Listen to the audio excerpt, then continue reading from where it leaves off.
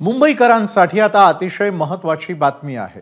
दक्षिण आणि पश्चिम मुंबईला जोडणाऱ्या कोस्टल रोडचा पहिला टप्पा हा येत्या 19 तारखेला सुरू होणार आहे। त्याचं उद्घाटन खुद्द पंतप्रधान मोदींच्या हस्ते होणार आहे। वरळीच्या बाजूला coastal road Vandre Worli sea लिंकला जोडण्यात येणार आहे आणि त्या पुलाचं काम अजून शिल्लक आहे।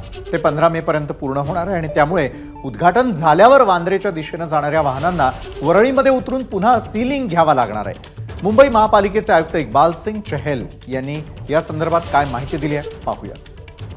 मरीन ड्राइव प्रिन्सेस फ्लायओव्हर पासून जे काही वर्लीपर्यंत आपला कोस्टल रोड आहे 13,500 कोटीचा ते आता जवळपास 84% पूर्ण झालेला आहे आणि हे त्याचा जो पहिला टप्पा आहे म्हणजे राईट हँड साइडचे 4 लेन वर्लीपासून आपले मरीन ड्राइव्ह 10.8 किलोमीटर याचा शुभारंभ होतो आहे।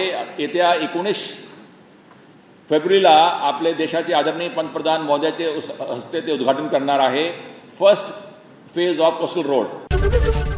एबीपी माझा, उघडा डोळे बघा नीट।